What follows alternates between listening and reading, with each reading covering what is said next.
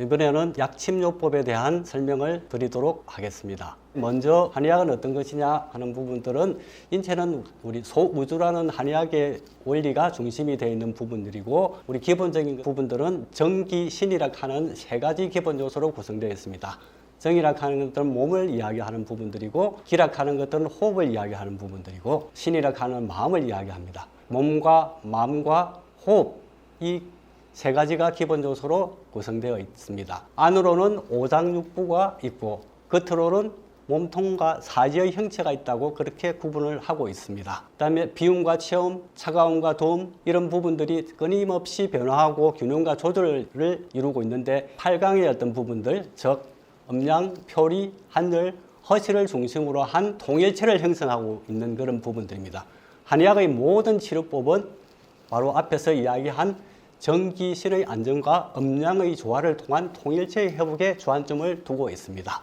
이 부분은 우리 동의보감 첫 페이지에 나오는 신형장구조라 하는 부분들인데 이 부분에서 우리 정기신과 오장육부, 기운의 성강 출입 이런 부분들이 다 표시되어 있는 그런 부분들이라 생각할 수 있습니다. 자, 이제 약침요법에 대해서 들어가겠습니다. 약침요법은 영어로 파르마코펑처 테라피라고 이렇게 명칭이 정해져 있습니다. 한국의 한의학에서는 가장 적극적이고 혁신적인 침시술의 한 방법으로 널리 이용되고 있는 침구술의 한 방법입니다. 어떤 것들을 약침요법이라 하느냐? 정의부터 살펴보면 침시술의 효과가 한약의 효능을 결합시켜 자연적인 치료 효과를 극대화한 시술법이라고 되어 있습니다. 침과 한약을 같이 사용하는 그런 결합된 형태를 가지고 시술하는 방법입니다. 아주 적정량의 정제 추출한 약물을 주입함으로써 침과 한약의 복합적인 효과를 유도하는 침법이라고 되어 있습니다. 경혈 자극의 주사로 우리 침을 놓을 때 그대로 두는 방법이 아니고 한약재가 체표에 들어감으로 해서 이 부분들이 지속적으로 작용을 하는 효과적인 방법을 쓰는데 침 치료의 새로운 지평을 열었다는 그런 해석을 가지고 있습니다. 그래서 한의학적 이론을 살펴보게 되면은 약침은 침과 약의 결합입니다.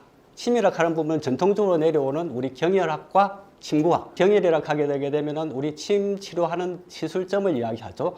그 부분에 대한 학문과 침구학이라 하게 되면은 진단을 통한 경혈학의 처방입니다. 어떤 질환에서는 어떤 혈자리를 운용하고 어떤 방법으로 자침을 하고 유침을 어떻게 하고 하는 방법이 침구학 방법이고 그 다음에 약에는 우리 본초학이라 하는 부분들이 있습니다. 이게 보게 되게 되면 약물 어떤 특성을 연구하는 그런 약물이죠. 그 약물학인 부분과 방제학이라 하게 되는 그런 우리 본초의 어떤 그런 약물들을 우리 인체의 질병을 진단해서 거기에 알맞게 처방을 구성하는 부분을 방제학이라 합니다. 이 부분들이 같이 구성되어 있습니다. 그런데 근본적으로 약침이라 하지만은 가장 기본적인 형태는 침에 중점을 두고 있습니다. 그다음에 약침요법의 종류를 이야기 드리겠습니다. 시술 이론에 따른 분류를 보면은 약침요법도 여러 종류가 있습니다. 가장 고정적인 형태, 시술 이론에 따른 가장 고정적인 형태는 경락약침이라고 합니다. 원래 경락장약침이라고 하는 거 불리기도 하고 지금에 와서는 면역약침이라고 하는 용어로 불리기도 합니다. 그 다음에 두 번째가 이제 8강약침이라고 합니다. 8강이라고 하게 되면 한의학의 진단 방법입니다. 음양, 표리, 한열, 허실.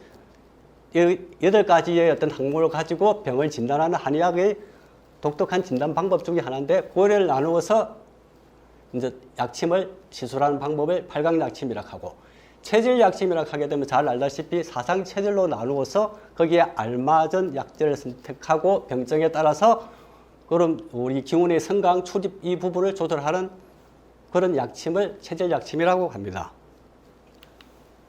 약물 추출에 따른 방법인데 약침액을 어떻게 추출하느냐에 따라 가지고 이렇게 나누어질 수 있습니다.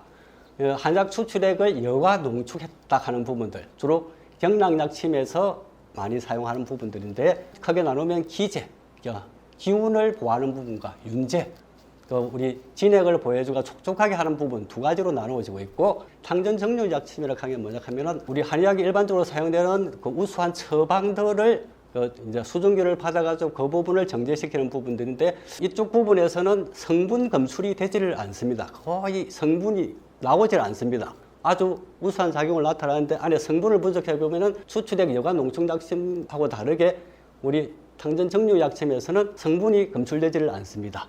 그 다음에 또 우리 특수한 효능에 따른 분류를 세 번째로 가지고 있는 부분들인데, 첫째 보게 되면은 복약심, 벌침 성분이라고 하는 부분들입니다.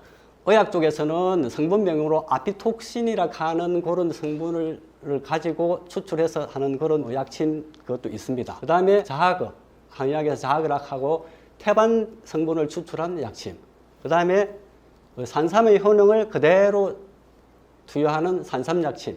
그리고 지금 가장 선진적으로 검토되고 있는 부분들이 항암치료, 암치료에 대한 어떤 약침들이 최근에서 가장 활발하게 연구되고 운영 방법이 항암약침입니다. 그 다음에 또 독특하게 한 부분은 혈맥약침이라고 해가지고 정맥주사약침입니다. 이게 보통 약침이라고 하게 되면은 피부 쪽에 소량의 약물을 경혈 쪽에 자극하는 방법인데, 혈맥약침은 IV라고 하죠. 정맥약침을 통해 가지고 들어가는 그런 방법입니다. 그리고 또 새롭게 이제 나타난 부분들은 첩부약침, 패치 형태입니다. 붙이게 되게 되면은 소량씩 피부 쪽으로 스며들 수 있도록 패치 형태의 약침이 있고, 점정맥 도포 약침이라고 하게 되면은 순수한 한약재로 만드는 그런 부분들이기 때문에 우리 피부라든지 안구 점막이라든지 이런 쪽에 염증이 있을 때 거기에 도포하는 그런 약침 용도로도 사용되고, 그 다음에 구강투여, 먹는 그런 부분으로도 약침이 나타나 있습니다. 그 다음에 약침요법과 의학의 주사요법과의 차이점이 어떤 것이냐. 주사는 일정 부위의 화학적 조성약물입니다. 약물에 대한 직접적인 반응입니다. 그걸 주사요법이고, 약침은 한약재를 사용해서 침 넣는 부위에 소량을 주입함으로써 침의 지속적인 자극효과와 한약의 치료효과를 동시에 유도한다 하는데, 가장 독특한 부분들은 한의학의 경락체계를 이용한다는 겁니다. 경혈을 이용하든지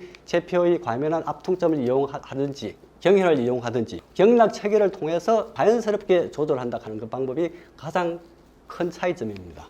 그 다음에 가장 우리 약침 중에서도 여러 가지 종류가 있지만 처음 모태가 된 약침이 우리 경락약침이라고 합니다. 현대적인 용어로서는 면역약침이라고도 이야기를 하고 있습니다. 이 경락약침의 정의는 인체의 경락을 풍화, 열, 조, 습, 냉성 경락 6개 경락으로 나눕니다. 전통적인 우리 침구학, 경혈학의 경락은 12경락, 14경락, 12정경, 다음에 인맥, 동맥을 합쳐서 14경하고 기경, 팔맥, 경계결 이렇게 나오고 있지만은 경락약침, 면역약침에서는 이 경락을 6개 경락으로 새로운 개념으로 경락을 하나의 개념을 한 개 만들었습니다. 이 병변이 발생한다 하게 되면 그 해당 경락에서 전에 이야기했던 기와 윤의 어떤 밸런스로 모든 것들을 다 나타내고 있습니다. 구조적으로 민감점, 경결점 이 부분이 나타나면은 이게 경락체라고 합니다. 경결점이고 민감점이고 이 부분을 경락이라고 하는 용어로 이야기를 하고 있습니다. 기존에 우리가 나타나는 우리 전통적인 한의학에서 나타나는 메르디안 경락이라고 하는 개념과 조금 다른 부분들입니다. 이제 그런 부분을 인식하시고 여기서 기재윤제 이 부분을 시술해서 경락 기능을 그런 우리 풍화, 열, 조습, 냉이라는 유골의 경락 기능을 정상화시켜서 면역 기능을 향상시켜서 질병을 치료하고 예방하는 그런 부분입니다. 정의가 조금 다릅니다. 그래서 이제 경락의 정의에 대해서 이제 다시 한번 또 살펴보게 되면 한의학대 경락의 정의는 인체 기혈 순행의 통로입니다. 인체 기혈이 통행하는 통로를 이야기하고 있습니다. 안에 있는 내부 장기와 오장육부와 체표, 밖으로 나타나는 체표와의 유기적인 연결망이고 경혈이 구성 단위가 되어 있습니다. 그래서 이제 우리 12경락, 기경팔맥, 경외기혈, 다음에 신혈, 아시혈 이런 혈들이 분포되어 있고 그런 구성을 가지고 있습니다. 그런데 면역약침에서의 경락의 정의는 아까 전에 이야기했죠. 인체의 활동 과정, 우리가 생활하는 과정 중에서 에너지 활용 상태의 체표 반응점이 가장 어려운 부분들이지만은 우리가 기를 통해, 기와 윤을 통해 가지고 우리 몸을 정상화시키고 정상적인 활동을 할 때 에너지 활용 상태가 되는데 그 부분에서 과학 부족이 생기게 되는 체표 반응점이 나타나는데 이때 민감하고 경결하는 그런 압동점이 있으면 이걸 경락이라고 이야기를 합니다. 민감도가 높은 조직. 기존의 어떤 경락에서 경혈이라고 이야기할 수도 있습니다. 보통 혈자리라 하죠. 견정혈, 풍지혈 이런 쪽에는 선천적으로 민감합니다. 그런데 후천적 과민 조직, 기능 이상이 일어난 조직이라고 합니다. 풍화, 냉, 섭 이런 부분에서 경락이 부분이 형성이 되게 되면 그쪽 부분 해당 영역에서 이 촉진을 해보게 되면 민감하고 과민하고 경결한 그런 부분들이 생깁니다. 그 부분을 병변이 일어난 조직을 경락이라고 합니다. 주로 이쪽 부분을 많이 사용을 하고 있습니다. 체질상에 취약한 반응 조직. 이쪽에 우리 체질은 우리 사상의학의 체질을 이야기하는 게 아니고 뒤에 가게 되게 되면은 우리 진단을 할 적에 화성 체질, 습성 체질, 냉성 체질, 표준 체질 네 가지 체질로 경락약침에서는 나누고 있습니다. 이 화성 체질이 있을 때는 두면 상부 쪽에 반응점이 나타나고 섭성 재질일 때는 아래쪽에 우리 생殖기 이쪽 부분에 반응점이 나타나고, 냉성경락일 때는 우리 배꼽 주위 아래쪽에 나타나고, 표준 체질일 때는 거의 잘 안 나타나는 그런 부분들이 있지만, 그런 체질상의 취약한 반응 조직 전부 다 보게 되면 민감, 경결, 압동점이라 하는 공통적인 걸 가지고 있고, 다음에 에너지 활용 상태의 지표 반응점이라 하는 것들, 우리가 삶을 살아가는 인지 활동 범위 내에서 활동 과정에서 나타나는 부분들입니다. 그 다음에 경락 생성의 원인 쭉 반복되는 부분들이 있는데, 국소적인 부분들은 인체 생명 활동 과정에서 발생한 기와 윤회 부족, 아까 전에 기와 윤회 부족이라고 이야기 드렸습니다. 전체적인 원인으로서는 인체를 보호한 유권, 아까 전에 이야기한 풍화, 속, 내, 섭, 열, 유권 경락의 부조화. 유권이라고 하는 부분들은 우리 한의학에서 보게 되면 육기라는 그런 개념이 있습니다. 풍환, 서섭, 조화라 하는 육기라는 개념이 있는데, 그 부분들이 병적으로 사용될 때는 육음이라고 합니다. 그래서 병적으로 사용되는 부분들이 있고, 우리 정상적인 어떤 생리 과정에서도 육기라고 표현을 하고 있고, 유권이라는 우리 이 경락 조직이 있는 부분들인데, 이게 정상적으로 사용되어 있을 때는 아무런 변화를 일으키지 않지만, 우리 인체 활동 과정에서 여러 가지 이제 기와 윤이 부족하게 되면은 이게 부조화가 생깁니다. 그래서 경락이 발생한다고 보면 되십니다. 그 다음에 이제 하나씩 따지면 기와 윤이라 하는 어떤 그런 개념이 나타납니다. 대표적으로 사용되는 용어가 기입니다. 여기서는 이야기할 때 경락 조직에서 발생하는 힘, 활동적인 에너지를 이야기합니다. 두 개로 나누어지면 활동적인 에너지와 그 에너지원, 그 에너지를 가능케 하는 소스, 영양소를 윤이라 합니다. 이제 기를 중심으로 하는 모든 것들을 보게 되게 되면 인체의 생명 활동을 유지하는 기능, 생리를 돕고 병리에 정하는 것을 유권, 좀 전에 이야기했던 그 유권의 조화롭게 하고, 가장 또 중추적인 기능들이 뭐냐 하면 한의학의 대표적인 생명 현상에 있어 가지고 수성화강이라고 하는 겁니다. 아래쪽에 수기는 위로 올라가고 위에 있는 화기는 밑으로 내려오고 서로 교차하고 균형과 조화를 이룬 태극적인 상황들을 이야기하는데, 이 치료의 원칙도 수성화강입니다. 좀 전에 또 이야기 드린 대로 이제 유권경락에 대해서 상세하게 들어갑니다. 유권경락에 이제 풍, 화, 조, 냉, 섭, 열, 이 6가지 경락이 어떻게 분포되어 있는가. 우리 전통적인 우리 한의학의 어떤 경락 체계하고는 조금 다른 부분들이 있는데, 이 개념을 가지고 해야 우리 경락약침, 면역약침을 이해할 수 있습니다. 풍이라고 하는 거, 풍성경락 상부를 이야기하는 풍성경락인데, 위치가 어디냐, 인체의 두묘를 중심으로 형성된 경락이라고 합니다. 혈자리를 보게 되면은 기디, 풍지, 옆에 예풍, 눈 옆에 태양, 이 부분이 치료점이 되고, 그때 응용하는 부분은 두면부 질환에 응용한다 해서 이명, 난성, 중이염, 비염, 두통, 혈흔. 주로 이 병정이라든지 병명에 주안점을 둔 것보다는 위쪽, 상부, 이쪽 보면 신경성 질환도 있고, 이런 부분을 포함하는 우리 전체적인 정신적인 어떤 그런 부분들이라든지 이런 부분에도 다 같이 해당되는 그런 경락입니다. 위로 상부로 올라가는 부분에서는 윤제약침을 사용합니다. 기제보다는 윤제약침을 사용한다 하는 부분들이 있고, 그 다음에 화성경락이라고 합니다. 화성을 화를 가지고 있다 하는 심장을 중심으로 한 인체 상초 부위입니다. 그래서 우리 겨드랑이 쪽에 격천, 극천이라는 혈, 이 혈자리 이름입니다. 전중혈, 가슴 정중앙에 전중혈이 진단점이며, 이 극천혈 주위에 심 1, 2, 3점, 다음에 우리 전중이라 하기도 단중이라 하기도 하는데, 이게 전중혈 인맥 쪽에 욱중신장, 욱중신장이라 하게 되면 가슴 쪽 뒤쪽 부분에서 우리 족소문 신경이 흐르는 부분의 경혈입니다. 욱중신장, 견장, 우리 족소형 담경, 심수, 구황혈은 족태형 방광경 제1선 쪽에 흐르는 부분들입니다. 앞쪽, 뒤쪽 다 경락이 형성됩니다. 주로 경결체, 민감점, 압통점, 과민점, 그런 부분들을 이야기를 하게 되고, 적응질환을 보게 되면은 우리 신경정신질환, 두통, 정통, 가슴 두근두근 불안하고 잠 못 자고 이런 부분에 응용할 수 있고, 이쪽 부분에서는 독특하게 기제와 윤제를 같이 사용하기도 합니다. 기제의 작용 기제는 뭐냐 하면 거습포기.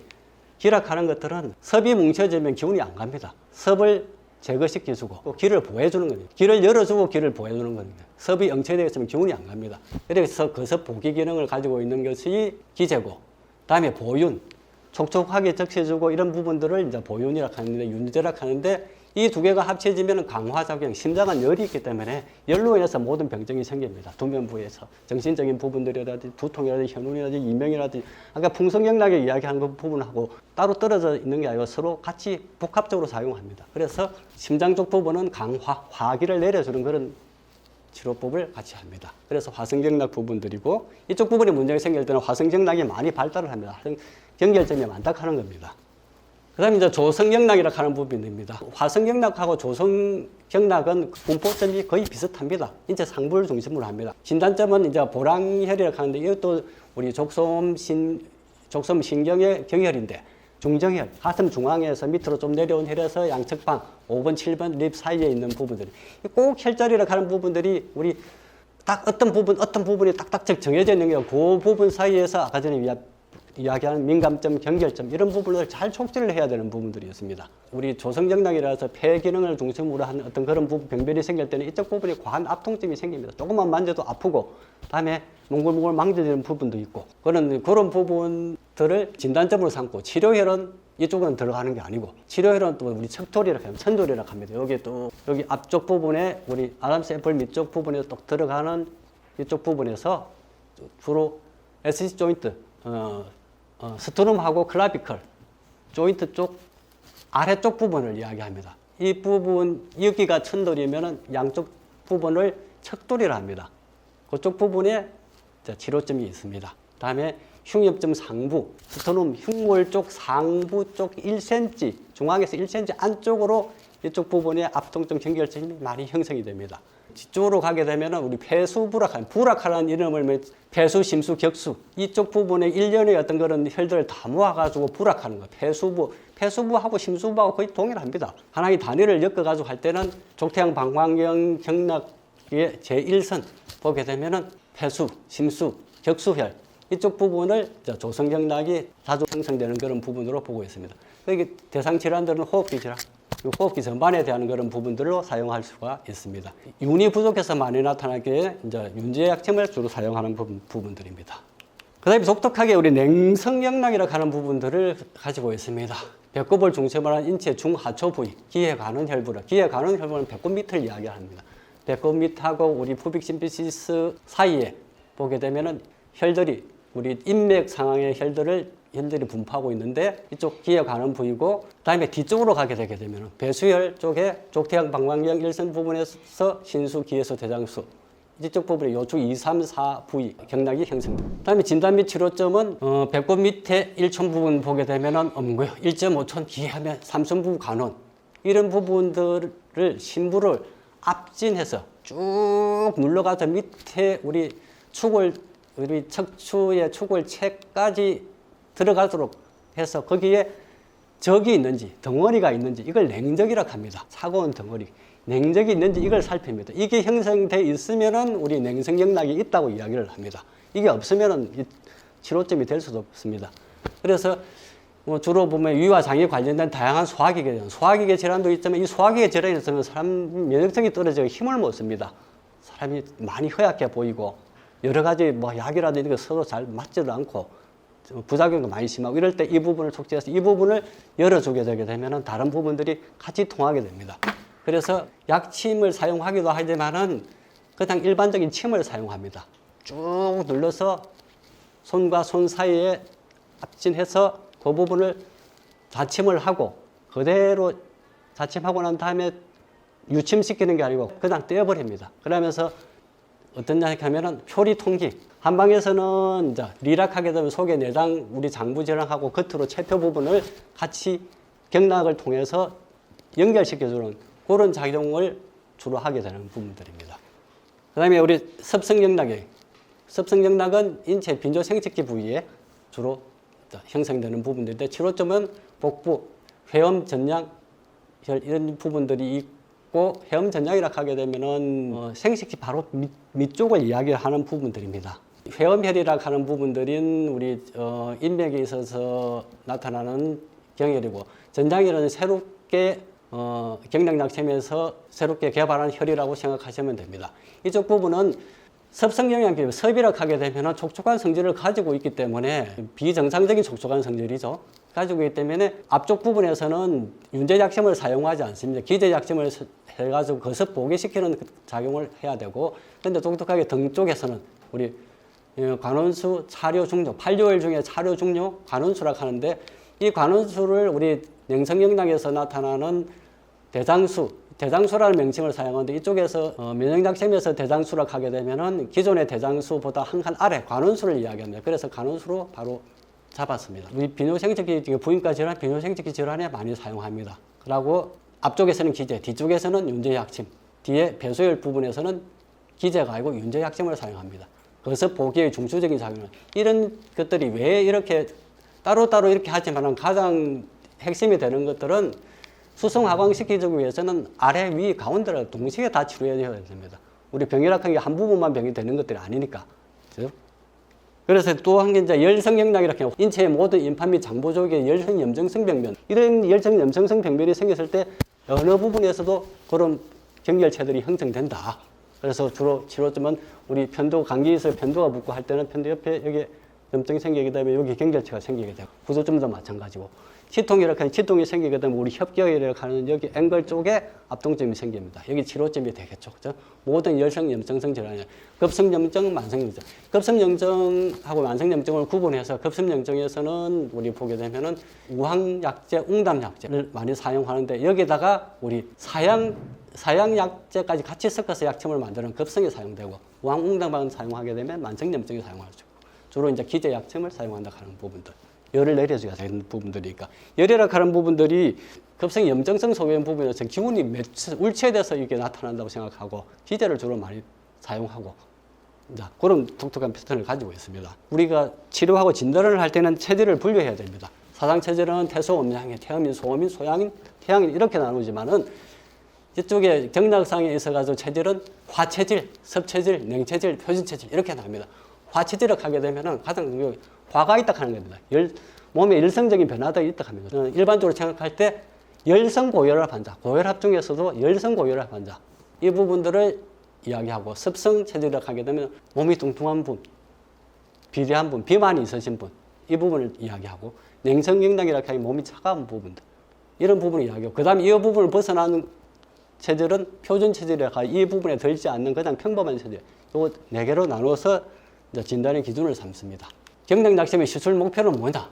인체의 면역성 부분에 대한 회복을 가장 주안점을 두고 있습니다. 거기에 대표적인 작용을 하는 부분들은 수성하강, 아래쪽에 물기들을 위로 올려주고 심장을 중심으로 화기를 밑으로 내려주고 서로 조화와 균형을 이루도록 하는 수성하강이 목표고 그 다음에 속의 내부 장기 쪽의 기능들이 울체되어 있어가지고 밖으로 체배 쪽으로 경락을 통한 서로 교류가 안 되고 조화가 안 될 때 표리를 통기 안과 밖을 서로 열어주는 그런 역할을 하는 게 경락약침의 시술 목표가 됩니다. 이렇게 함을 통해서 이제 면역 기능을 정강시키고 질병을 치료하고 예방할 수 있는 그런 기술입니다. 경락약침에 사용되는 약침액 제제에 대한 설명을 들어가야 되는데 딱 2개입니다. 기제약침, 윤제약침. 기제, 윤제에 따라서 종류가 많습니다. 대표적인 것들이 기제약침은 거습보기, 섭을 제거해서 기운을 보하고 소염, 염증을 없애주고 행기, 기운을 행하게 만들고 소체, 맺힌 부분들을 흩어주고 상결, 엉어리진 것들을 흩어주고 이런 역할을 하는 것들이 기제약침이고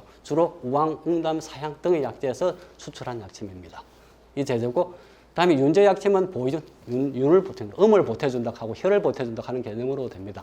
근데 보통 정류 성분, 기름 성분들이 많습니다. 그러니까 홍화유, 다음에 호조유, 녹용에서 추출한 부분들.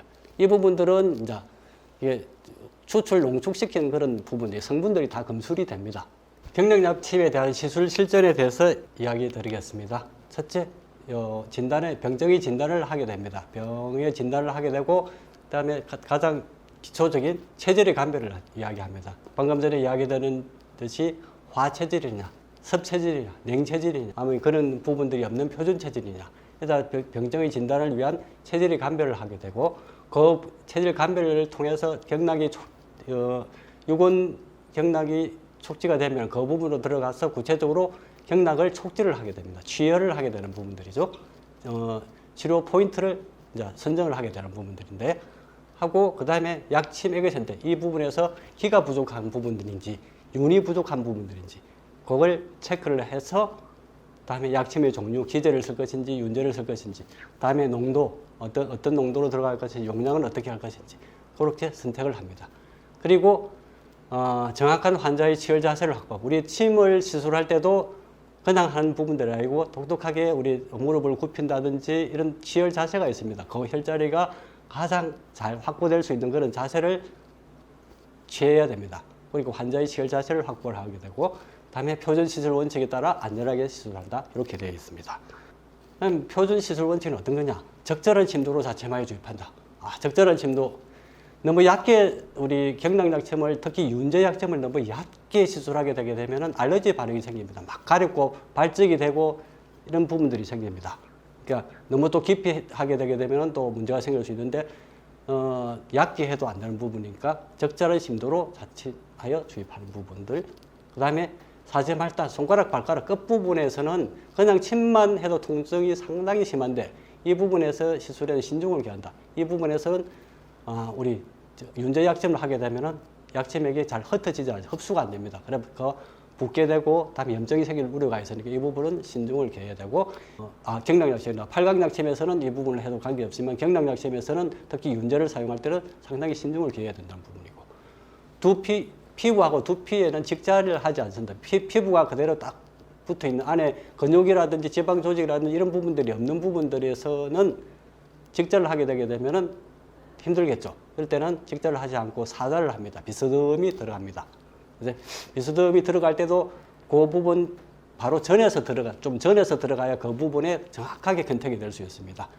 그 부분이 있고 근육의 주행 방향에 따라서 우리 근육이 흐르고 있으면은 우리 근육층 쪽에 주로 시술을 하게 되는 부분들인데 주행 방향을 거슬러서 하게 되게 되면은 통증이라든지 여러 가지 또 반응들이 극하게 나타날 수 있으니까 그 부분 근육의 주행 방향에 따라 시술하고 이게 인대 힘줄 부위 우리 아킬레스건 부분이라든지 이쪽 부분에는 직접적으로는 자입하지 않고 그 옆 양쪽 측면에서 그 부분에 들어가야 되고 무릎도 인대 쪽 부분에서 내측 인대 부분이 있으면 바로 그 부분에 들어가는 게 아니고 살짝 떠가지고 옆으로 해가지고 들어가고 그다음에 신경, 혈관, 골막 이쪽 부분을 적극적으로 피하여 시술한 이쪽 부분에 시술해서는 안 된다고 되어 있습니다.